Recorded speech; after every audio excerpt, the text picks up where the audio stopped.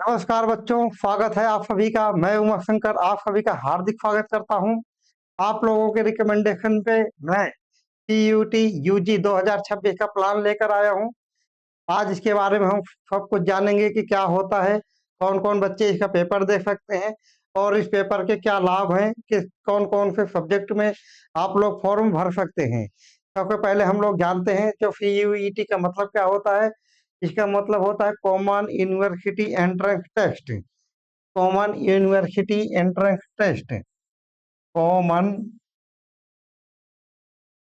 University university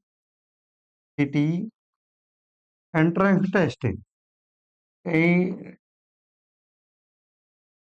entrance test इसमें क्या होता है बच्चों, जब आप लोग 12th पास करते हैं, फिर आप लोग सोचते हैं किसी अच्छे यूनिवर्सिटी में एडमिशन मिल जाए, तो उसके लिए इस एग्जाम को देना पड़ता है।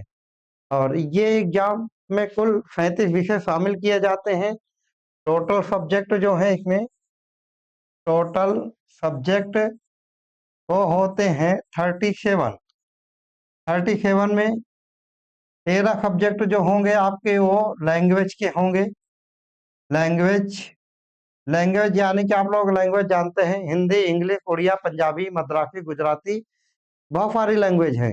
तो 13 लैंग्वेज का आप लोग यूज कर सकते हैं। और इसमें मुख्य बात यह है कि अगर आप लोग हिंदी और इंग्लिश का लैंग्वेज यूज करते हैं तो पूरे भारत में कहीं भी एग्जाम दे सकते हैं। लेकिन अगर आप कोई और अदर लोकल लैंग्वेज यूज करते हैं, जैसे चूज करते हैं जैसे असमिया, तो आप केवल असम के ही यूनिवर्सिटी के लिए एलिजिबल होंगे एग्जाम देने के लिए। बंगाली यूज करते हैं लैंग्वेज में, तो केवल बंगाल की यूनिवर्सिटी में एडमिशन लेने के लिए एलिजिबल होंगे। लेकिन अगर आप हिंदी और इंग्लिश लैंग्वेज का यूज करते हैं, चूज करते हैं, तो आप पूरे भारत में कहीं भी एडमिशन ले सकते हैं। इसके अलावा 13 37 में से 13 तो लैंग्वेज के हो गए। ये हो जाएगा आपका जनरल एप्टीट्यूड का टेस्ट है। इसमें मैथ और रीजनिंग के क्वेश्चन होते हैं। और बाकी आपके कितने सब्जेक्ट बचते हैं यहाँ पर, डोमेन सब्जेक्ट जो सब्जेक्ट बचते हैं जो है 23। 23 सब्जेक्ट आपके डोमेन सब्जेक्ट होते हैं। डोमेन सब्जेक्ट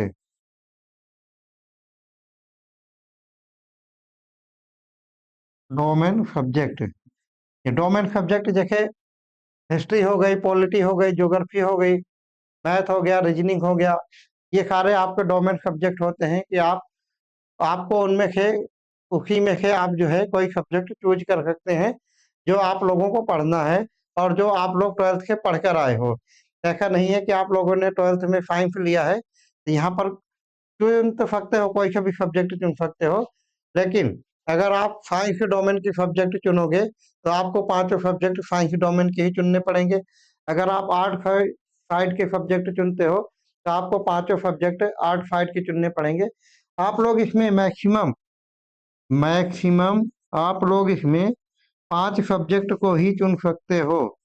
और 5 सब्जेक्ट जो हैं, अगर आप साइंस स्ट्रीम के हैं तो साइंस साइड के ही 5 सब्जेक्ट को चुन सकते हैं। चाहे फिजिक्स, केमिस्ट्री, बायोलॉजी 2 सब्जेक्ट और ले सकते हैं, या मैथ, केमिस्ट्री, फिजिक्स 2 सब्जेक्ट और ले सकते हैं। अगर आप आर्ट के साइड के कोई सब्जेक्ट चुनते हो, जैसे हिस्ट्री, ज्योग्राफी, पॉलिटी, ये सारी चीजें हो गई, तो आप केवल आर्ट के ही सब्जेक्ट चुन सकते हो। इसी तरीके से अगर आप कॉमर्स स्ट्रीम के कोई सब्जेक्ट चुनते हो तो आपको पांचों सब्जेक्ट कॉमर्स के ही लेने पड़ेंगे। तो कोशिश ये करना बच्चों, जो आप लोगों ने 12th में सब्जेक्ट लिया है आगे भी यही सब्जेक्ट भरो। अगर वैसे कोई दूसरे सब्जेक्ट भी भर दोगे तो आपको मना नहीं करेगा, कोई रोकेगा नहीं। लेकिन आपके लिए एक खुद परेशानी का विषय होगा।